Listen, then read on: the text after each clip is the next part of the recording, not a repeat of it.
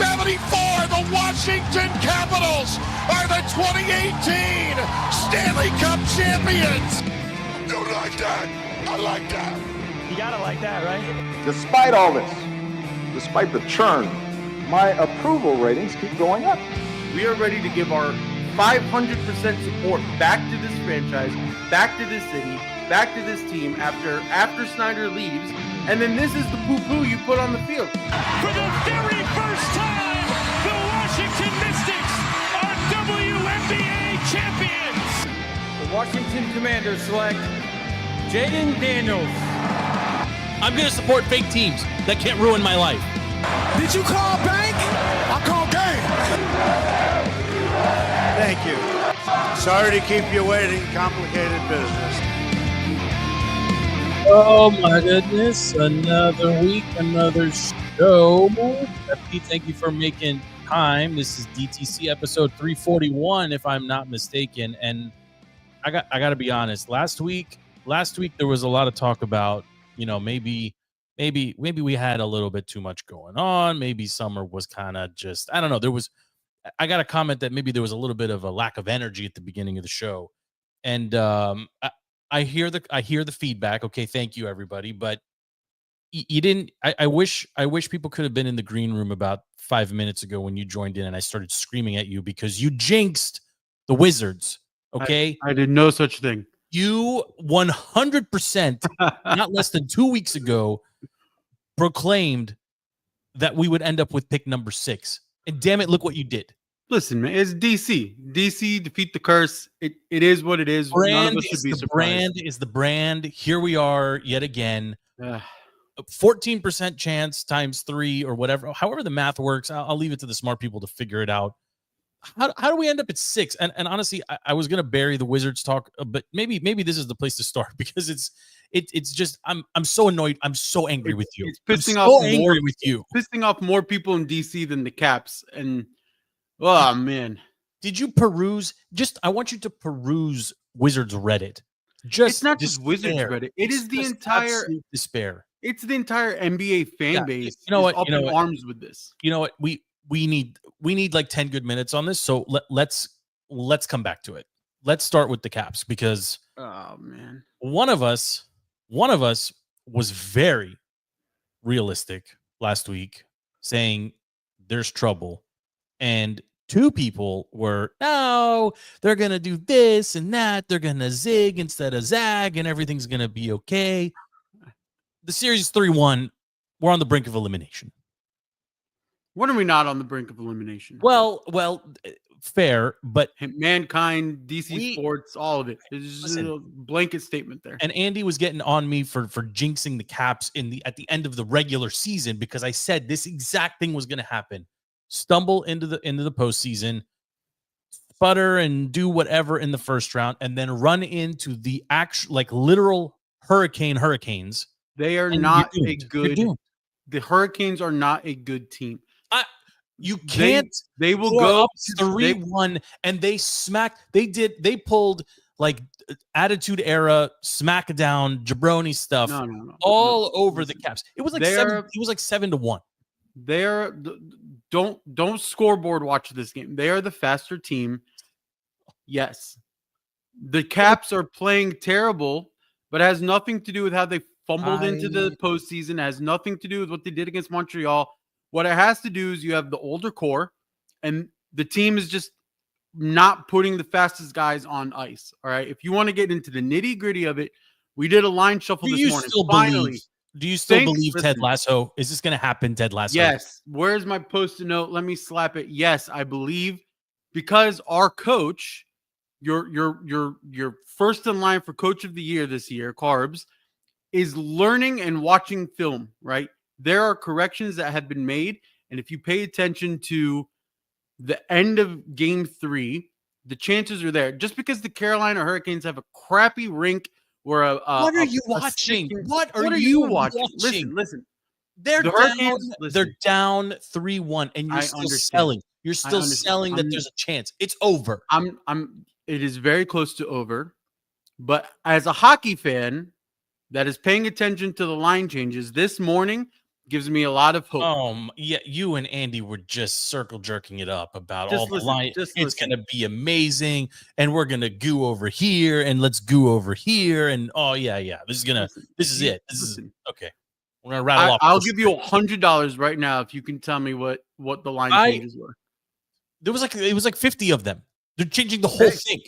Okay. Does that 50 of them, but does that make me exude, like, do you exude confidence when you're down 3-1 and all of a sudden now you're making changes? No. Yeah, no, you're not out of it till you're out of it. Okay, every 1 seed in NBA and in NHL this year is struggling. Right, every 1 seed is struggling. The Winnipeg Jets, they're also down 3-1.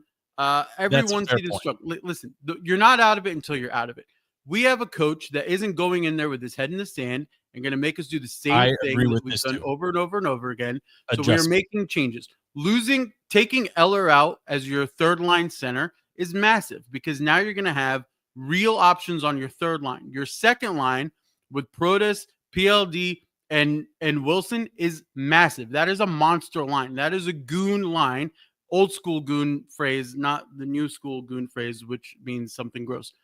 But it is an active, strong, physical line. Ovi can still do what Ovi does, but you got to pull him off of power play because he is not fast enough to go against this Carolina team. No team in the NHL is fast enough to go against this NHL against the Carolinas. But the point is, if you watch this game closely, don't scoreboard watch, but you watch it closely, Carolina is doing one thing and only one thing. They're playing fast and reckless with their offensive hockey, and they're just They are out shooting. They are out slapping the shooting Capitals. Means nothing. They are taking. I know you were so excited. Was it ESPN or TNT? One of them went on and on. Don't even look at the actual scores in the games. Was it ESPN? ESPN has no other stat to talk to me about except shots on goal, and that is weak hockey commentary. And you pointed this out in the offline chat that the ESPN was jockeying like big time the what was it? Shot attempts or whatever it was. Yeah, it means nothing to me. And then TNT like opened the broadcast by talking about it was a useless stat. Shot attempts mean nothing. If you're anybody, volume means something and fatigue means something. Volume doesn't mean anything in hockey because you're blocking all of the shots because they're easily blocked, and LT's doing his damn job. And if you look at the real game time play, the real score, when you remove empty netter bullshit, you're giving up 1-2 goals a game. Like, you were doing your job and you're not. All right. So what the Capitals need to realize is, and this is their problem, is the speed is getting to them and they're rushing their gameplay. They are not a fast team. And when I say they are not a fast team, I don't mean skating speed. I don't mean how fast they can get up and down the ice. I mean fast teams in how they puck pass and how they handle their passing lanes and how they set up their offensive zone. They are rushing it because Carolina is faster in doing that when they get in the offensive zone. They need to realize that they don't have to rush it because 95% of the shot attempts by Carolina, they're garbage shot attempts. They're just launching it from the blue line at net, and it means nothing. So now when you change the line, when we've made the changes that we did this morning in practice, you are putting in a little bit more, not veteran presence, but like a calmer presence in that they're not going to speed the clock up in their mind. It's the same thing with like Jaden Daniels in the NFL. You can't speed up the clock in your mind, and it throws off the entire team. The team is not set up to be a fast team. And I don't mean skating speed. I mean, do you expect offensive plays? Do you expect them to win tomorrow night? I would not be surprised if they win. Okay. And the DC curse in me feels like if anything is gonna happen. Are you hedge betting? Are you gonna do an emotional hedge bet on this one? No. Because I know what's gonna happen. You're gonna win game 5. You're probably gonna win game 6 overtime. You're gonna bring it back to game 7 in DC. The fan base is gonna believe. You're going to lose game 7 again to the Hurricanes. So you've got extended torture on the menu. Okay. It's going to be 2019 all over again. You're going to get to game 7. You're going to lose in overtime. It's exactly what happened to us last time. Do you think if this game tomorrow night was being played in Carolina, they would have a better shot at winning it? And the reason I'm asking this you is needed the break and you needed to come back to DC. It was a must. Break and aside. that's the nice thing about being the 1 seed. Do you think do they feel more pressure playing at home? And this is larger than the Capitals. I think sometimes in a clinch situation, especially in a 3-1, I don't know why. There's something about that count across all sports. If you're at home with a 3-1 with a chance to clinch, I feel like usually it's immense pressure on the home squad. And some maybe the home squad is 3-1. That's what I'm saying. If this was in Carolina, I feel more confident the Caps go in there and win it. No. Okay. You need home ice advantage in this game. You need your fan base. You need to not let. And they have it, right? Yeah. This is going to be a situation where, my fear is that it's too much tinkering, and it's no. It's this too is much the correct amount of tinkering. But also, you also have to look at the season as a whole, and this is kind of end of season talk, which I don't want to do quite yet. But if you told any hockey fan at the start in October, the Caps are going to be the 1 seed in the East, Ovi's going to break the record, and they're going to be deep into the second round playoffs, nobody believes you. This was a team that wasn't even supposed to make the playoffs this year, let alone get the 1 seed in the conference. Like nobody was supposed. This is for sure almost as equivalent to the Redskins making it as far as they made it. Nobody was expecting that. They're completely outperforming. I don't know if I buy that completely though, because outperforming. No, I don't disagree with you on that, but I'm saying as the season progressed, and you got to look at this Capitals team, much like the way we got to look at the Commanders team. The Commanders' wins were fluky at times, right? The miracle in Maryland, like there was but the Caps when the Caps are business, on, they handled business basically all season long without Ovi for a month. Right. It's not like there was a sharp drop off, unfortunately, until the end. FP, and this was my point. Like of all the times not to cool off, the end of the season is not the time to do it. I mean, like hockey's grueling. I don't think they cooled off. I think it's just that mental fortitude, like you're like exactly like I said was going to happen in game 2 is what you're going to see probably tomorrow. Is that Wilson's going to come out, smack people in the mouth. That's why that line, that second line of Protas, Pierre-Luc Dubois, and Wilson, that's a monster line together, because that is a line that is going to bully the Hurricanes. And not having Eller as your third line center when you get that like half line change, when it's not a full change, and you have McMichael as your center, he will feed all the wings that are currently on ice, even if it's delayed second line or the third line joining him. You're going to see the shots, high value, good target shots on net in that transition. Just pay attention to the Wilson line and the line that comes in after him. You're going to see the shot attempts there, and it's going to be what we've needed this whole time, specifically against Carolina. I hope for your sake and for Andy's that they win. I have never felt more depressed after Monday's game. I didn't want to talk sports. I didn't want to do anything. And then you add the Wizards on top of it. Tuesday. I didn't watch any of the playoff games. And this is I want to pivot into the Wizards here, because like what a miserable week for DC sports, right? I mean, and we'll talk. I want to talk about the Commanders' schedule too here in a second, but the Capitals being in the situation that they're in, and now on top of it, the Wizards. Like, let's talk about the Wizards first, and then about the mechanism and the problem with the mechanism. The Wizards had an equal share, 14% shot at getting the number 1 overall pick, the rebuild accelerator in Cooper Flag, and they end up at 6. It's not even like 2 or 3. The worst pick they could have had, 6. They got. The last time the Wizards had pick number 6, do you know who they drafted? Because I went back and looked. Some white Eastern European guy. Jan Vesley, who showed up with his smoke show girlfriend and made out with her on TV, and everybody's like, this guy's Michael Jordan of Europe. And of course, it never panned out. But the last time they had the number 1 overall pick, it was John Wall. And like it was and that feeds into the conspiracy theory.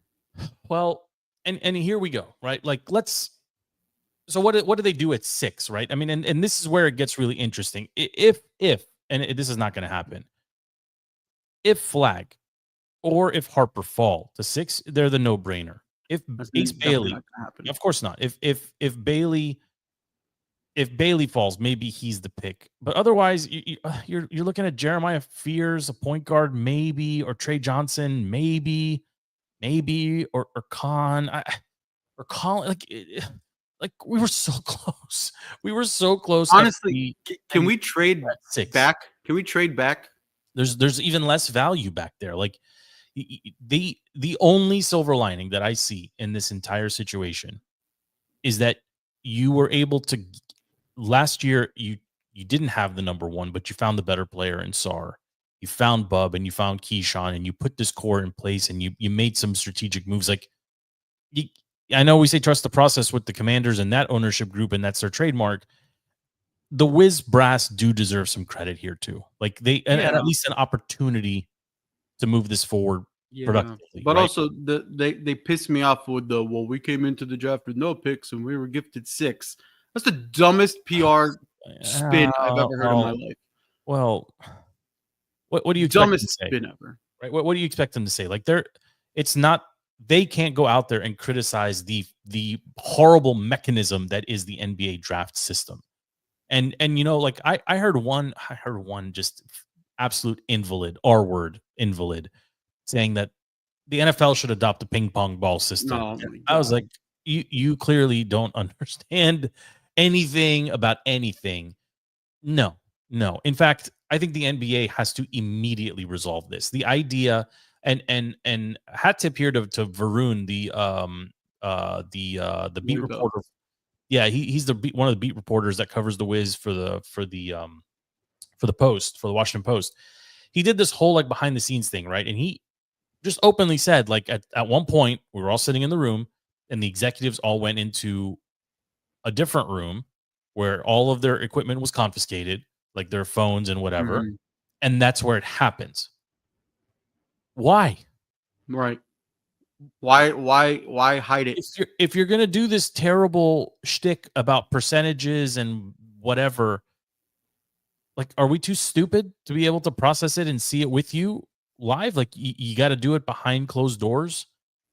I don't understand. The conspiracy theories that came out of this, and this is NBA at large.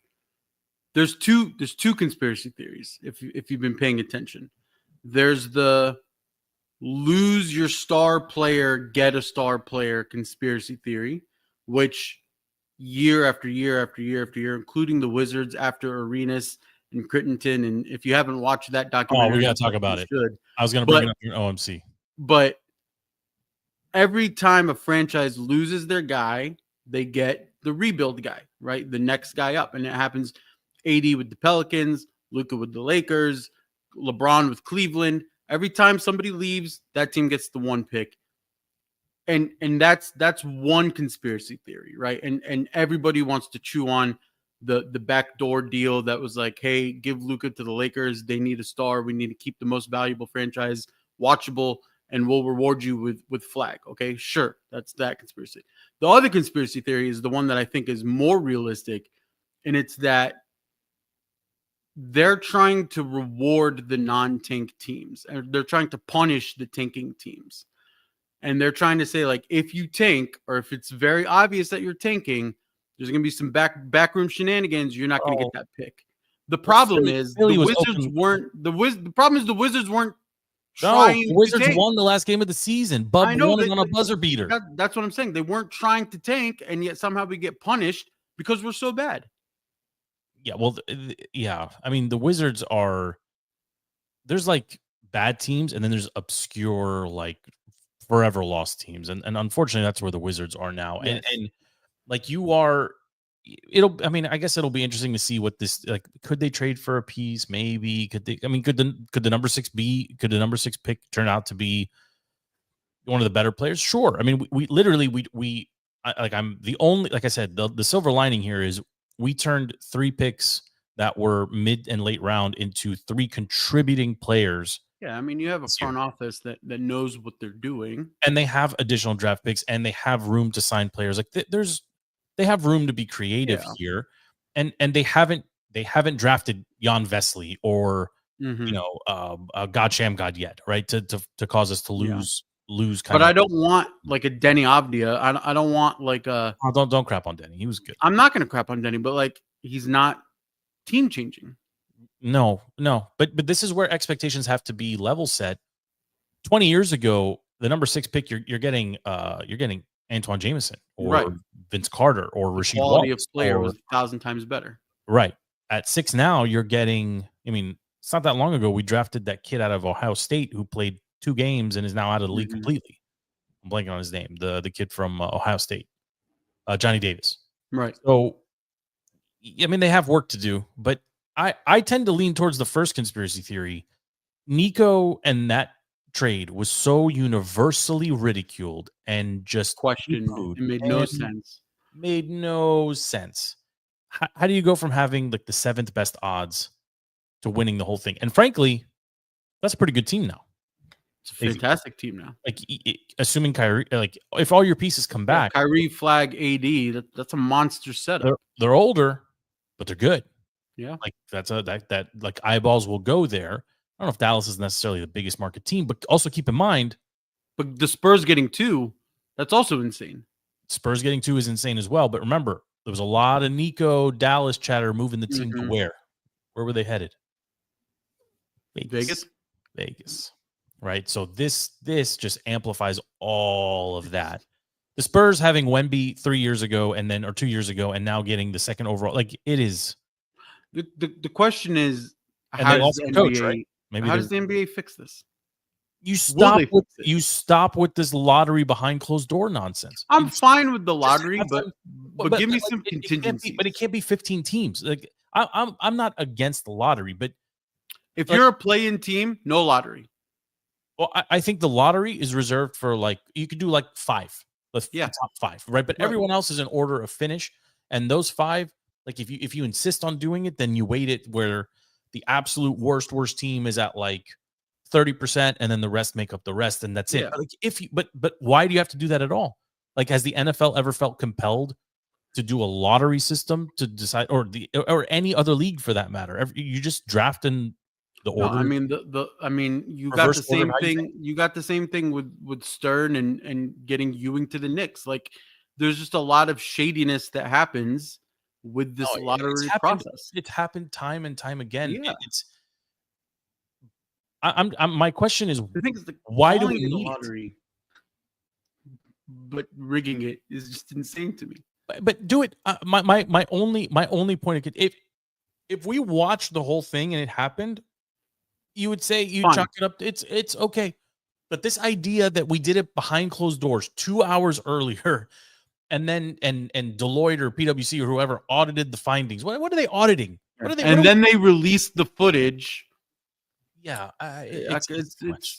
It's too much, and it's a huge problem. And again, if you just peruse like NBA at large on nobody even wants to bother with regular season games. It's full on despair in Wizards Reddit now. Like everything we've been building towards since basically the turn of the 2025 is the draft is coming. Cooper's the guy. Maybe Harper. Like we're gonna get a piece. We're gonna get closer. No. You're gonna go. Maybe if the team improves at the same rate that they were improving this year, you might win 25 games. Right? They're still extremely young with a like maybe you get to 25. No, yeah, maybe. No, the thing is, like 3 weeks ago, we're talking about if you get Flag, you can make a real put. You can shock the world. 35 games. Yeah. Even if you end up with the 2nd pick, right? 30, right? Like but that's all gone. Poof. And keep in mind, Flag coming here, people will want to play with him. Yes. Like there's immediate draw. It's not like LeBron gravitational pull to Cleveland, where everybody wanted to go play with him. But the young guys would want to come play with Flag. The next gen. Or maybe a year into it, they say, I don't mind going to DC. Yeah. And I wouldn't mind playing in DC. The other thing is, like, it makes no sense to me how DC isn't a valued franchise in the NBA anymore because so much basketball talent comes out of the DMV. So much from the AAUs to all the teams. For sure. So much basketball talent is bred here.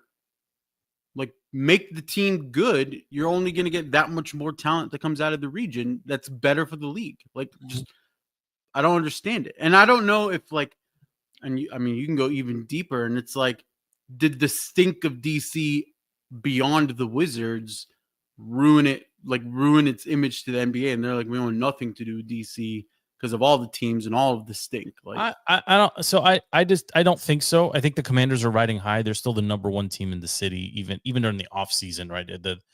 Someone's gonna get in our DMs and say, we can't believe you talked about the Commanders schedule third on the rundown after 30 minutes. I have to listen to Capitals and Wizards talk, whatever, blah, blah, blah.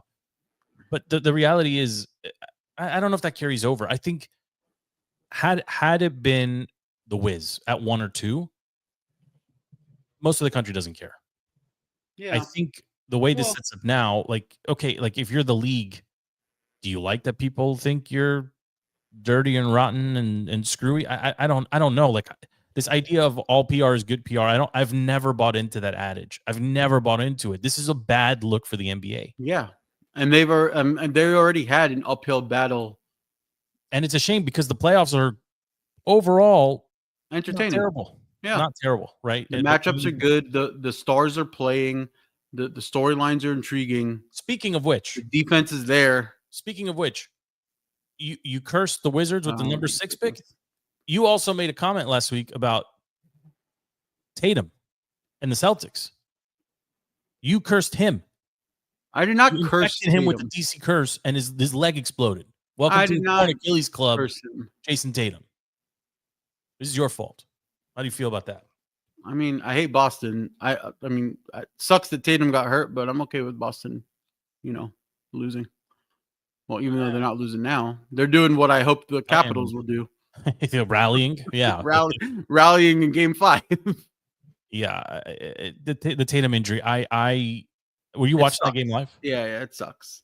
I mean, I was watching the game live. You see it instantly. My wife was sitting next to me. We were watching the game, and she was like, "Oh, can you rewind that?" I'm like, "No." She was like, "But I didn't see what happened." I was like, "I saw it." He's like, "Well, can you rewind?" I was like, "No, he tore his Achilles." And she was like, "Well, you can't just know that." I'm like, "No, I know that from experience. I know exactly what that looks like. I know exactly what it feels like to lie on the floor, spread eagle, not being able to move your. I've experienced it." And then she was like, "Well, I want to rewind." I was like, "I'm going to bed. Like, I'm not. I can't watch it. I can't watch it." I felt FP. Honestly, I felt terrible for him. Yeah, I mean, The last time a Celtics player was in a wheelchair, I wanted to punch him in the crotch. And that was Paul Pierce. This time around, very iconic in the tunnel wheelchair moments shots mirrored with each other. Yeah, But although your boy or Pete's boy, Paul Pierce, did it because he crapped himself. Did you did you know about this? Yes. Yeah. A little bit different. A little bit different, but yeah. But I just you feel bad for Tatum because he is he did not miss games, right? He never took time off. He never had the fake injury. He's an actual star in the league. Yeah, and he constantly the back-to-back games and all of it. Like, he was just always on court, always performing, doing great things. He's a good dude. Yeah, and yeah. He's also a champion. Yeah. He's also like all around a good teammate and a really good basketball player. I mean, if I remember the context of our conversation, we were saying like he should be closer to the face of the image. Like he is a marketable piece. He just doesn't have much of a personality off the court, but this is devastating for Boston. I mean, they still have pieces, and right now, yeah, they are winning pretty handily. They're up 21 right now. Like they're going to win this game. If you're Jaylen Brown, how happy are you though? I don't know if you're happy. He got paid. But that's what I'm saying. Like, you got paid. He barely showed up in the playoffs. They're down 3-1, and there's the star player goes out. So when you lose this playoffs, it's not on Jaylen Brown, but it should be. A lot of pressure should be on Jaylen Brown. How much blame did Pippen take for the post Jordan Bulls not being very good, or I mean, they still made it to the playoffs and whatever, but Yeah, I just he got kind of I mean, I like Jaylen Brown too. Like, I don't have any issue with him. I like him too, but I love that he's like he I love that he's disappeared, and yeah. he has the perfect excuse this Well, year. remember when he was coming out of school? Remember what the knock on him was? He doesn't like he's bored with basketball. Yeah, right? yeah. He's a mathematician. He's Like an intellect. yeah, he's an academic. Exactly. Basketball is a hobby for him, right? It's very reminiscent of stuff that St. Moss used to say off the record. And he would say like, I actually don't like football, but I'm really good at it, right? So I keep doing it. Right. It's just one of these things. Okay, like maybe you don't want to say that out loud. maybe. But anyway, just on Tatum, like to do it this late in the season, he's likely going to miss the majority of the regular season next year, which may or may not matter. And if Boston ekes into the playoffs, then he should be available. It would have been nice if a new star entered the Eastern Conference NBA draft. That would have helped you a little bit. Yeah. To be fair, it happened after they rigged for the Mavericks, fair. But I don't know if we have to be that fair. It's the NBA after all, but it sucks for him. But I mean, it sucks for the NBA. I mean, why is your boy Brunson crying on my TV? Why is he crying? He got binged or something. I don't know. And he's terrible. I can't watch him. I mean, listen, the Knicks being good is good. Right?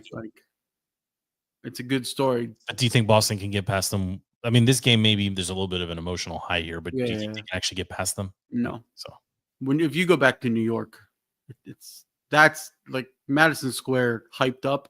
That's got to be insane to play in. I mean, they got 2 shots to win it at home. Like they're gonna. That's got to be like, yeah. That might have to be the hardest, home court advantage. Yeah, like to overcome in all sports. If you have a fully hyped up New York fan base in Madison Square, what's harder than that? It might be up there, but I don't know how you rank it versus like 12th man in Seattle, like during the peak of the Seahawks, or like how does it rank against? I mean, the Pepsi Center or Ball Arena in Denver. Yeah, like, that is a tough place to play. Actually, OKC's pretty good at wild. OKC's wild, right? So I mean, MSG maybe has the but it's New York fans. Sure, like that's what. I mean, are they tougher than Philly fans? I don't know. Yes, Philly fans are louder. New York's winning every fight. Do you want to talk about this schedule a little bit? You want to talk about the league at large? You want to talk about the Cowboys having to watch the Eagles raise a banner and rings on? I mean, I don't understand when the season release, the schedule release became like a thing. How did the NFL make it a thing? There's TV coverage and social media, and every team has to put out like their funny viral social media clip.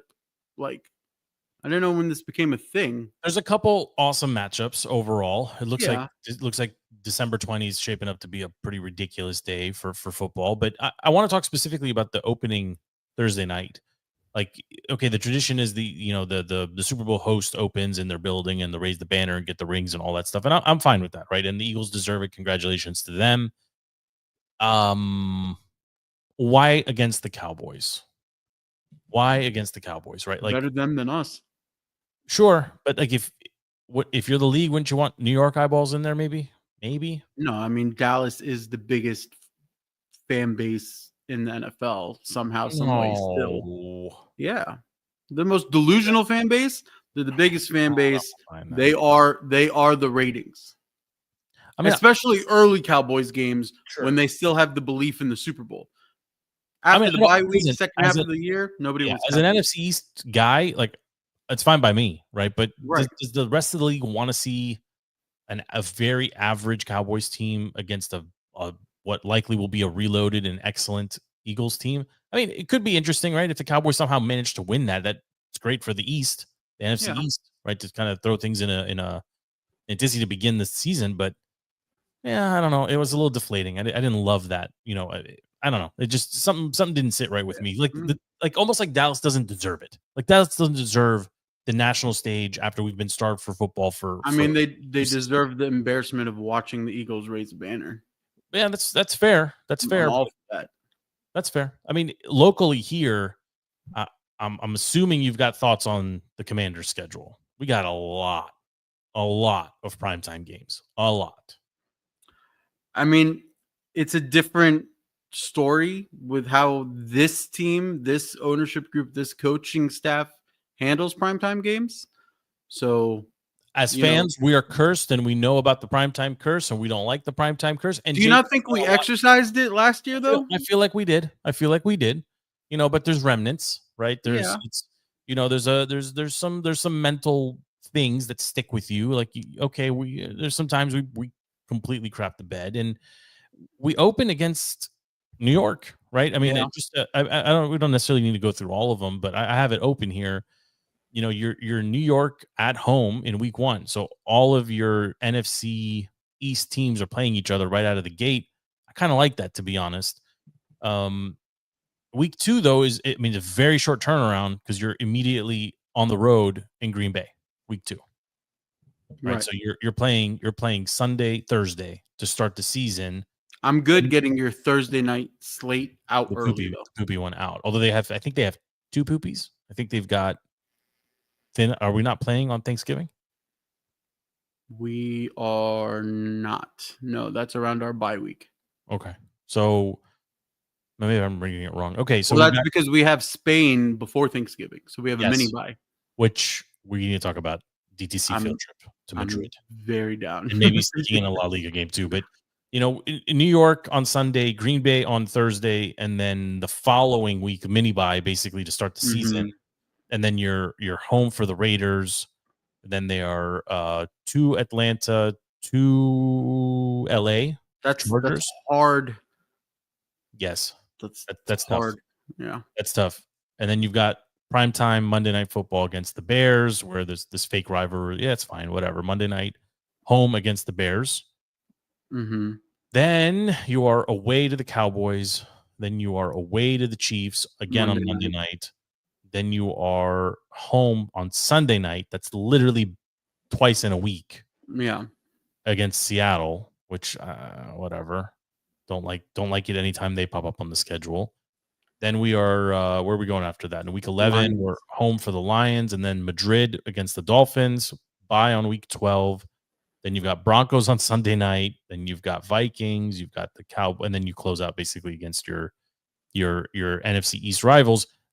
The one thing that jumped out at me when I saw this earlier today, FP, is we don't see the Eagles until week 16, and then we see them again in 18 to close it out. Yeah, I don't like the Eagles close together. Same thing as last year. I just don't like that. I also don't always enjoy closing out the season facing just your NFC East opponents, especially if things shake out the way they did this year. You're potentially talking about playing your divisional rivals 3 times. Two times within the span of a month. If you both make it to the playoffs and end up facing each other again, that's a lot. Yeah, like the Eagles, there's a real scenario where they play the Eagles 3 times in 5 weeks. Yes, that's really hard to adjust for. I mean, I think Andy also said it. There's a lot of teams that we face coming off of their buys. Yes, he was much deeper into it. I'm just. I like, but I don't like the NFC East closeout. I don't like it because highly competitive and it's hard to kind of pull away. And do you get to, if you have momentum, can you keep momentum going into the playoffs, assuming this is a playoff team, right? Because it's hard to keep your momentum against a team that knows you so well and you know so well. But on the flip side, I mean, the Cowboys and the Giants are supposedly weak, right? So that could be 2. Yeah, this is tough. I mean, depending on. I mean, ideally, you have like the 1 seed or the whatever locked up super early. But even then, are you resting? I mean, unless you've like legit got the 1 locked up. I don't know about resting, but I think playing it with no pressure might help. But if pressure gets added to that ending, it could be very ugly. Is there any one game that you care more about than others? I mean, Madrid aside, because I think Madrid like no one cares about that. I don't care about the Dolphins, but playing them in Madrid, that could be a really cool trip for someone to take. But is there anyone like we've seen the Chiefs a fair amount of times now over the last couple of years? The Bears, like I said, Yeah, fake rivalry. I we've seen think Atlanta a few times now, back to back years, I think for me, back to back actually. that Detroit game is going to be very Yeah. big because I feel like Detroit feels like they got robbed by us beating them in the playoffs Okay, because they thought through and through it was their year, and then the stinker that we put up against the Eagles in the championship, every Lions fan is like, that wouldn't have happened to us, right? Yeah. So like they feel like they absolutely got robbed. So they're probably I'm thank God it's in DC and not Detroit. Sure, that's fair too. Yeah. But they're probably going to show out, and there's going to be a lot of animosity, I think, revolving around that game. My initial thought when I saw this, the one I locked in on was actually the Vikings game. It's much later in the year. It's before that homestand or that wrecking that tough part of the schedule where you're playing the NFC East opponents over and over and over. But that's their last NFC opponent, and it likely will be a pivotal game, right? If you look at this, they for rankings, throw out all the AFC teams. They start it's NFC, and a whole bunch of AFC teams. There's a couple NFC sprinkled in, but if you just look at the second half of the season, starting with the game you picked with the Dolphins, NFC, AFC, NFC, like it's all down the stretch. So they actually have some room to be less great to start the season, and still make up quite a bit of ground because they face likely playoff teams in Detroit in week 10, in the Vikings in week 14, and then again Giants, Eagles, Cowboys to close out the season. Like I don't want them to struggle out of the gate. right. They could and still be okay. They can afford to, yeah. They can afford. I'm actually surprised that you're kind of skating over your second team in the matchup with Denver, and that being a primetime game. It's an interesting one. I kind of wanted it to be in Denver. I mean, Denver worked out nice for you around the holidays. Absolutely, but yeah. I mean, this is for me. Like, I know people are going to pump up the Bears and 1 versus 2 and yada yada yada. I think 2 versus 4 is a much better matchup of draft picks. It'll be in. Yeah, I think that'll be one of the truest tests in the season. Yeah, because that Denver team, I think you saw it. Like Sean Payton came in questionable at the start. Immediately, that team gets sharper, better, stronger, harder to play against. Very well coached team, and they've only gotten that much better on defense with everything they did on free agency. That's a good gauge. Yes, going into the difficult stretch of Vikings and then the NFC East to see just how does this team rank NFL wide. I'm with you on that, and I'm excited to see how that plays out also, because I think the Broncos and the Commanders in some regard mirror each other right now, right? They have the quarterback, they have pieces, the new ownership, right? They have the ownership, they have the coach. Mm-hmm. The Skins have a lot more receivers, right? I think the Broncos maybe give them the edge in like running backs, but like for whatever reason, my mind always they mirror each other. And I would, could it be a Super Bowl preview? Probably not, right? But I think that's a great test for them. And like I said, they can afford to drop that as long as they beat up on their the 5 NFC East NFC opponents to end the season. So this will be it's not as terrifying of a schedule as what we were, I think, expecting coming out of last season. Like, this is still. I don't know. You got 1. They could win 10. They can win 10. 4, 5, 6, 7, 8. You got 9 playoff teams on your schedule. But they can beat the Giants. They can beat the Packers. They can beat the Raiders. They have beaten the Falcons, and that's an interesting. Like, okay. Yeah, but it's like, which Falcons team are you getting? Are you getting a Kirk Cousins Falcons team? No, clearly you're not. You're getting a Penix one. I don't know. You don't know. Is there one game on this schedule that you look at? Like, if you had to pick one loss right now, I'd pick Detroit, and that's the only one. As like an automatic loss? One automatic loss right now, just knee-jerk reaction. The Lions are the only one, to me, that are actually better than the Commanders from a talent perspective and have a reason to beat us down. Every other game is winnable. Yeah, except for the Eagles. Yeah. Okay, but division rival. The Eagles are toss-ups, yeah. Toss-up. But yeah, the Lions are the only Packers typically are really strong early. Then fade. And then fade in the middle, strong at the end. Yeah, I don't care about Kansas City. I don't care about Seattle. Chargers are interesting.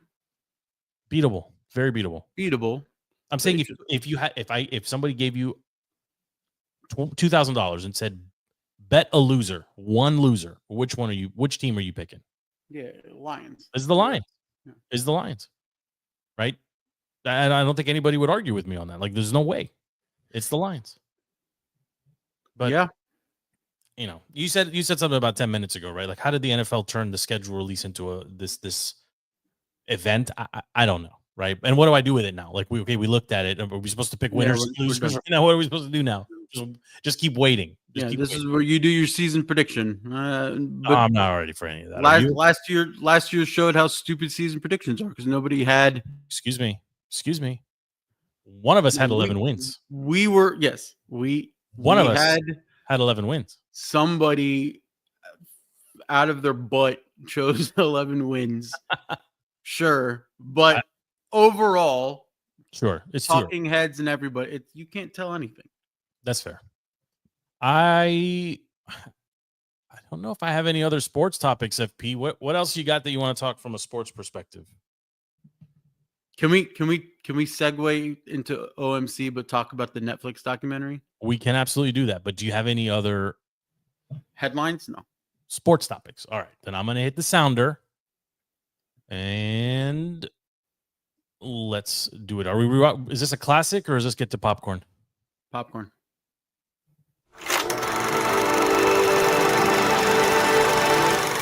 This is the Off-Season Movie Club. Get your popcorn and enjoy. All right, FP. We are reviewing 2007's Blades of Glory. Blades of Glory. This was an interesting one and admittedly very, very much FP in my blind spot, which I don't know if I'm embarrassed to admit that it was in my blind spot or that I just watched this movie this week because you made me do it. But overall, it was an interesting one, and I'll give you my thoughts here in a second. But okay, let's start with reviews. Overall scores. Rotten Tomatoes has this from a fan's perspective at 70%. That is really high for a slapstick comedy, in my opinion. IMDb had it at 6.3, and most critics had it at, let me look, 64%. So somewhat clustered. Fans like it more than critics. No surprise there. We've got a cast that includes Will Ferrell this is prime Will Ferrell playing Chaz Michael Michaels. Yes, you heard that right. Got John Hader boy, playing Jimmy McElroy. Got Amy Poehler in this. You got Will Arnett in this. You got Jenna Fisher of Office fame, pre-Office fame in this. Got my guy William Finchner in this. I love him, even though he's in it for like 5 minutes. He's awesome in this. And then of course you got Coach playing Coach Craig T. Nelson, which I got that reference. I don't know how many people would just get that if you're watching it for the first time in 2025. And then you got Nick Swartzen. You got Romani Malco. Like this is overall a pretty good cast for a movie. Solid cast. It's a solid cast. The film centers around Chaz Michael Michaels and Jimmy McElroy, these two titans of skating that are at the Winter Olympics, and they're fierce rivals. They find themselves sharing a winner's podium after a tie, which is sort of believable. And they when they both score gold, they shower. The shower of glory doesn't last for long as the pair descend into fisticuffs and set the mascot on fire. Disgraced and stripped of their medals, the only way back on the ice is if they dance with each other as a pair. So this was This was an interesting movie. I have to be honest. There were times where I was laughing with my teeth out. It wasn't often, but I was legit laughing. Like it's slapsticky. It's very sticky. I Maybe it enjoy was it. just the mood. I think I enjoyed it too. Like I don't know if I'll ever revisit it. Right. And No. at some point we defined like our sliding scale of, what do we do with movies that we won't revisit again?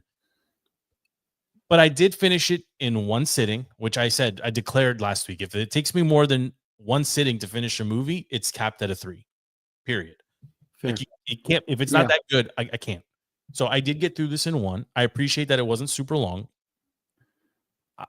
And the white, like the not the white, I was gonna say the White Lotus, not the White Lotus. The what's it called? The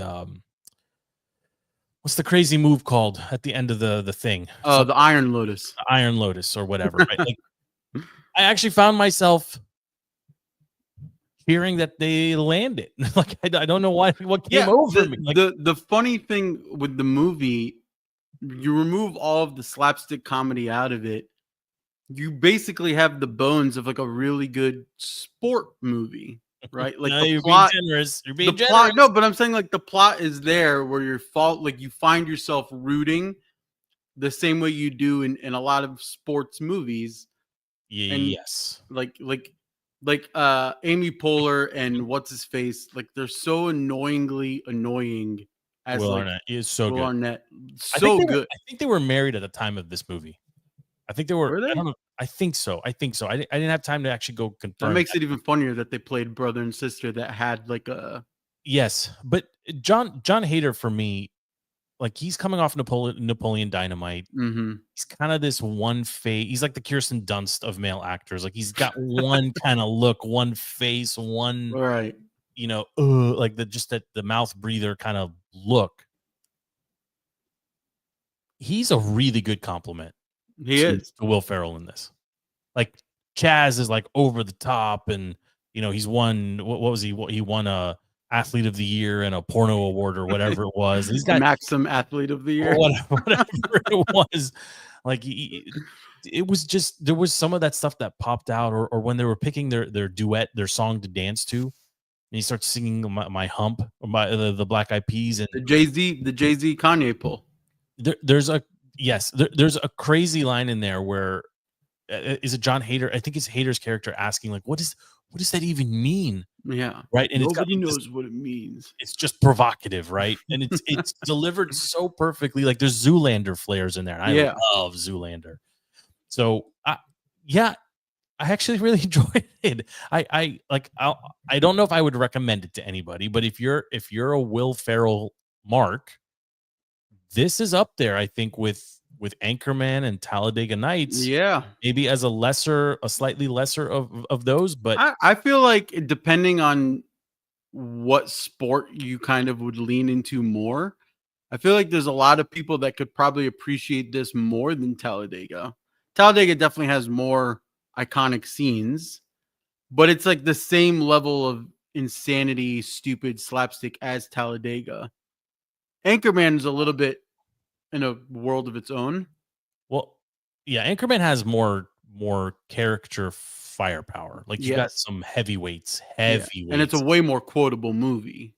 Yes, although I think The Ballad of Ricky Bobby, to be fair, is really good in its own right. Yeah, right. The praying to baby Jesus, because that's his favorite version of baby Jesus. Like every one of these has its own, like maybe in that vein. FP Blades of Glory doesn't have that one quotable thing outside of that what we just talked about. But that's because of Jay-Z and Kanye. Right. So it just works. I don't know what else to say about it. Right. And again, I'm a huge William Finchner fan.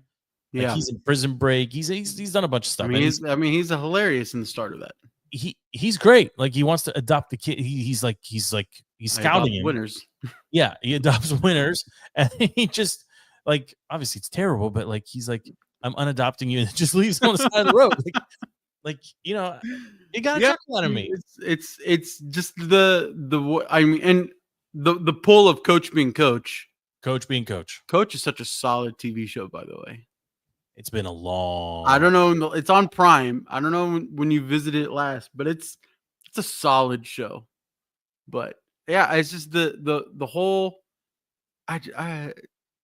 Yeah, you just sit there and you enjoy it. Like you don't. It's so stupid, but it's not stupid to the point where you're like, "What the hell am I watching?" It's stupid in the point where like, yes, okay, this is a good escape. Let me sit here. Let me laugh. Let me enjoy it.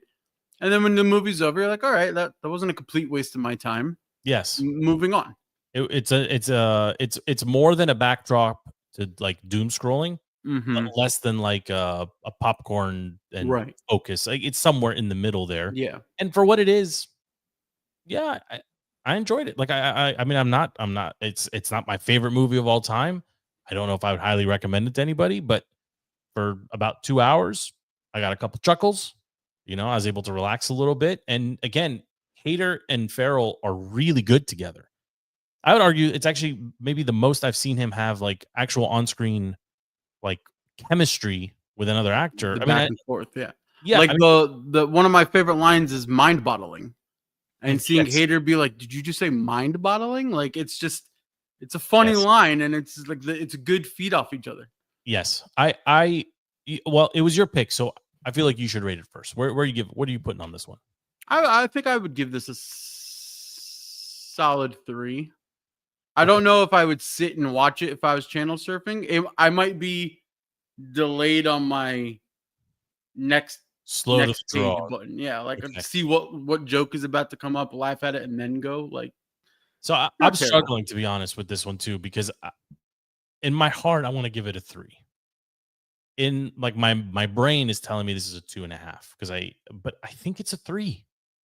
I think there's enough positive and good and over like even Pam is good in this. Like everybody's good in this. There isn't one thing that I would necessarily change.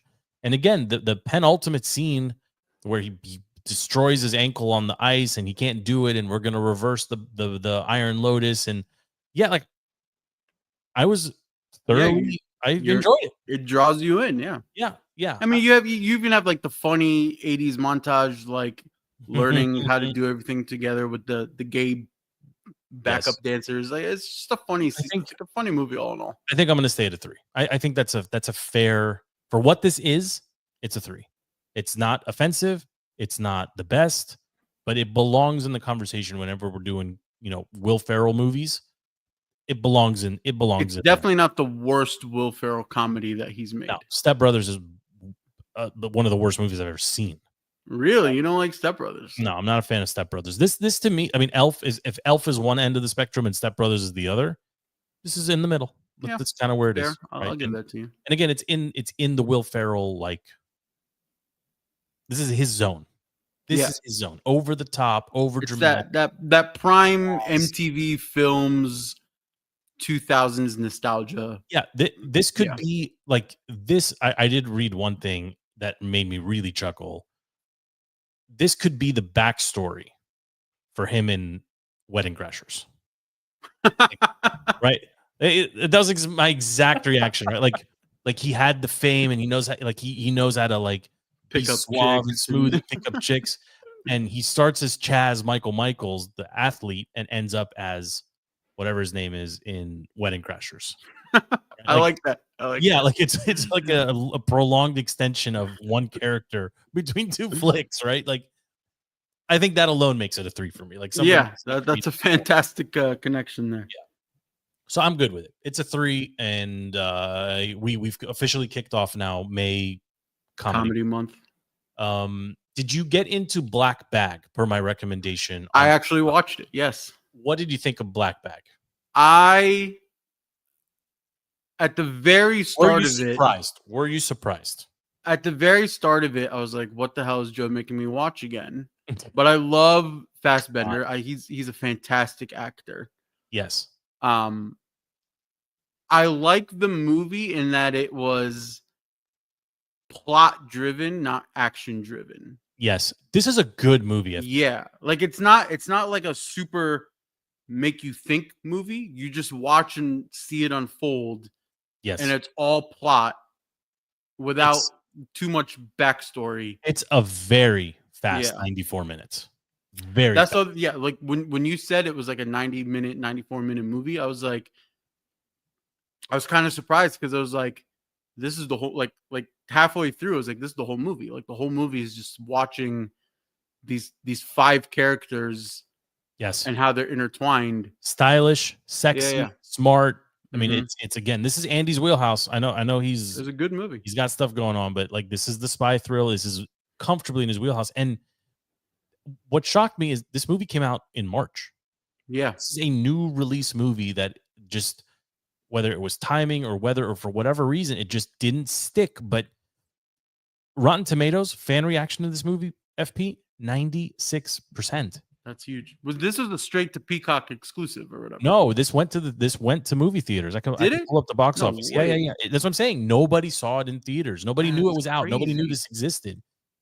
So there was no marketing for it. There was apparently not, but and some of it may be due to the name. The name is not very good, but the critics have this at 85%. Like this is I thought this was like a Peacock exclusive made for Peacock. No. Wow. This movie That's cost impressive. This movie cost between I'm looking it up right now. It said below 50, let's say it said between 55 and 60 million, but only grossed 39.4. It was a loser at the box office. Yeah, that's like Snow White numbers. But it's really good. It is a really good movie. Like I'm glad. I mean, okay, so what are you rating this one? Give me a score on Black Bag. I'm between like a high, like a strong high 3.5. 3.5. Oh, man, I think that's a little low, to be honest. I think this is a 4. Like if there was any more decimal points I could use, like 3.75. Sure. Like, I need it captivated me, but I needed. But this has Kay Alexander, Kate Blanchett, Fassbender, right? What's her face? Marissa Abella. Pierce Brosnan's in this. Does a great job. Does a great job. It's a shame that more people haven't seen it. Maybe somebody picks it up. It's like listening to a really good song, but it doesn't have like that drop or that hook or like that just like mouth dropping awe moment. Sure, and that's fair. And I think that was the only like 95 minutes, really good. If you gave me 10 minutes of fast-paced craziness, something, I'm bumping it up. That's fair. I can get on board with that. Can we keep the OMC rolling here? Because it looks like we actually watched a bunch of stuff. We watched Blades of Glory, watched Black Bag, and then I 100% crushed the Wizards documentary. Yeah, Shooting Guards. Did you see this? I did. What do you think? What's your thought on this one? It made me nostalgic for that era of Wizards basketball when they were hyping up Arenas and his arrival. And just kind of you forget that you were like back to back playoff team, and kind of seeing. I mean, this wasn't early Arenas. This was like almost end Arenas. Yeah, but like seeing what could have been if they just were able, if Ernie wasn't there and they could just keep the team going. It was so close to being like such a great team, but from the actual story of the Shooting Guards, Gilbert's kind of a dick. That was my feeling, actually, as from the moment it started, and he was being maybe like 20 minutes in, maybe 20 after like the kid part of it, like where they show him as a kid, where they talk about his potential draft position and draft status. I'm going to be a pimp. I'm going to be a pimp, and then he doubles down and be an international pimp, and then. What do you mean Richard Jefferson just got drafted before me? Like, right. Maybe I knew it and I forgot it. I don't know. But like all of that coming together to explain kind of his origin story and like why he fell so far. I mean, he was a star. He was. And it just shows you how important media training is. And the goofiness, he never got rid of it. And it cost him even more in the end. And Javaris Crittenton, because, there was a piece I felt that was missing, though. Like, okay, so Javaris ends up on the Lakers, and then 2 minutes later, like, he's a Crip. I was like, how's that happen? Oh, it's because he was saying he had no male figures growing up, and he was alone in LA. But then isn't there a piece missing? Like you would go to the local gym and these are the people that were there. Like there's no like how do you go from I'm a professional basketball player and I need like companionship to a tattoo on your belly that you're Yeah, well, they were saying like his cousin or whatever in Atlanta knows another cousin that's in the Crips, and that's the connection, and that's the family that he's looking for, right? Like word of mouth family, essentially. It just so happened that guy was a Crip. All of that happens FP in the span of like 3 months. Yeah, well, that's the thing with Crittenton, right? Like you watch his origin story and kind of up until he gets to the Lakers, and you're like, this guy, like it's crazy to say getting drafted to the Lakers was the worst thing that could have happened for him. But that's exactly what happened. Because if he went to any other team, or if he at least stayed on the East Coast, or if Atlanta ended up taking him, he could have a completely different career trajectory. And it's like you almost want to be on his side and like root for him as you're watching the documentary, but at the same time, too many bad decisions. Too many bad decisions. And it's like, okay, like even if Gilbert is messing with you and escalating it and all of that stuff, like you're both NBA players. You're not actually you don't actually have to show up strapped and protect yourself, right? Like you need to. That team had veterans on it. What was Antoine Jameson doing? Yeah, right? Like, there was other like legit players and stars on that team apparently doing nothing, right? I mean, they weren't interviewed, they weren't featured, they weren't discussed, right? The four people interviewed from the Wiz side were Nick Young, right? Terrible, and goofball, and the Gilbert Arenas rubbed off on him, and he ended up ironically going to the Lakers and destroying his career. Right, he was one way with the Wizards, and then a whole other way when he made it to the Lakers. And then Andre Blatch, who was an 18-year-old kid drafted to the Wizards, who I didn't realize this, he only retired from basketball last season. He played until he was 38 in the Philippines. Yeah, good for him. And he was playing against. He did not have a body that made me think he was still playing basketball. No, he retired 1 year ago from basketball. And then obviously Gilbert and Javaris, and even like there was a little bit of remorse in Gilbert towards the end of the thing, and there's a little bit of redemption that him. A little past the buck, but some remorse, yeah.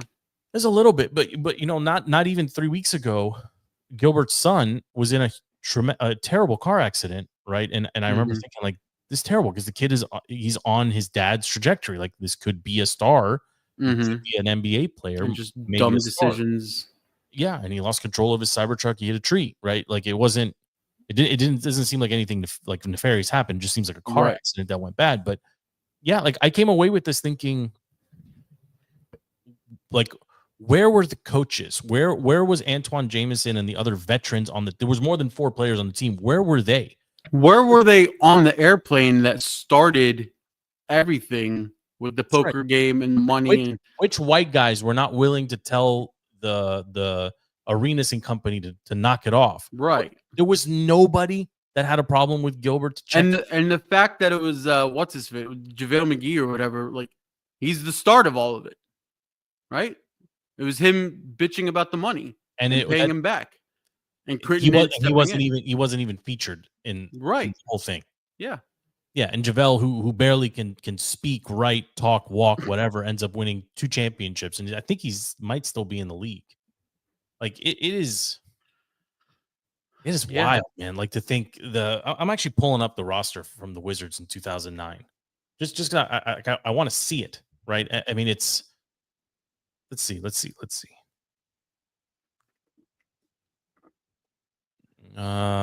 Wayback. When was the last time you looked at the Wayback Machine, FP? Wow, this is something. But hey, full circle, that entire situation brings you conspiracy theory NBA draft. Listen to this. Listen to the names on this roster that did nothing. Gilbert Arenas, Andre Blatch. Okay, obviously Javaris Crittenton, Earl Boykins, stand-up dude.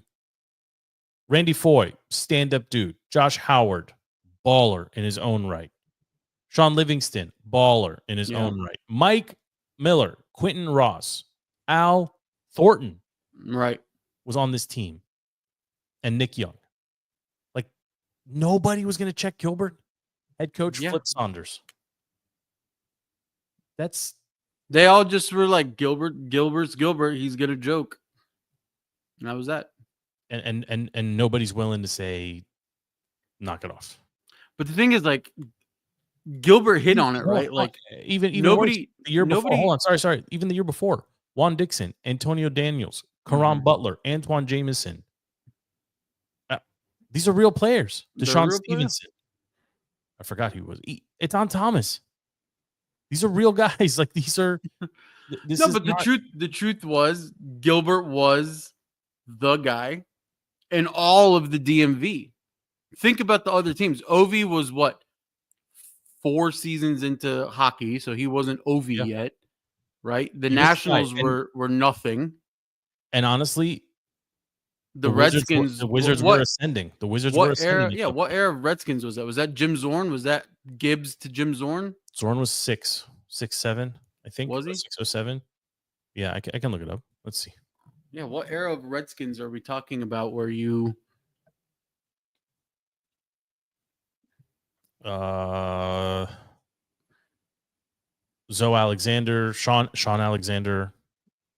You've got Brandon Archer. Completely forgettable era of Redskins. Colt Brennan, Liddell Betts, Rock Cartwright, Devin Clark. Who's the coach?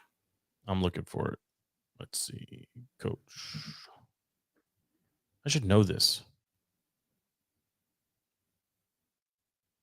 No, it was Zorn. 0809. It was the Jim Zorn era. Yeah, Coach Jim Zorn. Where is he now? Oh, who cares? Basket weaving. I don't know. But I mean, when you have all of that around DC, yeah, Gilbert was the star through and through. He had his shoes. He had Agent Zero. He was by all means like mega superpower, superstar. Sure. Like ESPN headline mega, worthy. not MAGA. Mega, yes. Yeah. ME. So why would anybody check him? It's wild to me. Like I couldn't escape that thought in my mind that there was other professionals on this team that had an opportunity to step in to keep it from turning into what it turned into, and they didn't do it. Right. And man, what a terrible era in DC sports.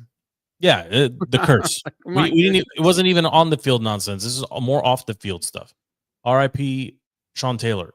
Off the field stuff. Right. Like. Yeah. Oh God, this is depressing. It was good though, and I'm gonna watch the Liver King one this week. And I got a movie for you. I actually have 2 movies. We're sticking comedy. It's still comedy month. Okay, I'm breaking some of the rules here. I'm gonna give you a choice. Okay, we need to pick a 4+ movie. The original Hangover. Okay. Revisit, deep dive, and discuss, or dark comedy Cable Guy. I'm good with either. I could do both. You pick. I'm going to say Cable Guy because it's less fresh in my mind. So I'll be more inclined to sit and watch it. Let's do it. But at the same time, I can also probably have The Hangover on. Let's do both. Background while I work. Perfect. So in case that Cable Guy conversation ends quickly, we could pivot. But yeah. I'm gonna watch both this week, and I will be ready to discuss both next week. And we'll get Andy. Where's Cable Guy streaming? I have to check. If it's paid, I will ship you some chips. That's the arrangement. I think you're gonna enjoy it. It's on. Yeah, I don't think you can. It might be Prime rental. Yeah, it's fine. Okay, I owe you a soda pop. We'll get it done. Hangover, I believe, is streaming on HBO. Honestly, I could go Hangover right now. I could literally with you right now. I've got character actors. I've got backstories on everybody. I could go a mile deep on that movie right now. So yeah. But I agree with you. We need some bangers. So yeah, we got to get we need to start using the classic sound both bites. of those are classics. I'm gonna hit the sounder twice next week for both of those. Like Cable Guy and the OG Hangover. Although we could switch it up. We could go Hangover 2 or 3 if you want something less fresh. I mean, I feel like I just recently did. We recently talked about all 3 and did a binge I feel like late last year. I want to change it. Let's do 3. 3? Yeah. Right. Which one is 2? 2 is Philippines. 2 is right. Philippines. Hold on, I gotta look it up. Then which one's 3? One of them was not as good. It's got to be 3. Hangover 3. Yeah, no. I don't want Hangover 3. Hangover 2. Let's do Philippines. Which one is 3? Bangkok. That's the one where John Goodman's character comes into the picture. Yeah. No, let's do Hangover 2. Bangkok's got him now. Yeah, let's do 2. I'm down. That's a good one. Okay. Hangover 2 and Cable Guy for next week. Any final closing thoughts, FP? Now is the time that we get to reverse our 3-1. Reverse the curse. Up 3-1. We get to change it and we get to push this to game 7. I don't know. God bless you. I'm hopeful. I hope for your sake and for Andy's that they reverse the curse. We should make shirts or something. We should actually make reverse the curse is pretty good. Reverse the curse is pretty good. All right, let's workshop that a bit. Also, I got nothing to add. This has been a great show. Thank you for making time, FP. Always appreciate it. The show is DTC Defeating the Curse, available wherever you get your podcasts. We are doing our best to stick to once a week as we move through summer sadness here and we get back to football. We got some travel coming up, so we may put a couple shows in the can and then just push them out. So we're going to do our best to stay relevant. OMC will continue throughout the summer. I'm hoping we'll get to do an in-person Eat My Cookie bit, or one person suggested, a fan of the show named Danny, we do a Taste My Chicken where we all come with our personal favorite. So many other ways to name the bit. Taste My Chicken. I like Taste My Chicken. Eat my wing. So we'll figure it out. DTC Defeating the Curse. Wherever you get your podcasts, you can find us on social media as well. Thank you so much for hanging out with us. For FP, my name is Joe. We are done. We'll see you next week.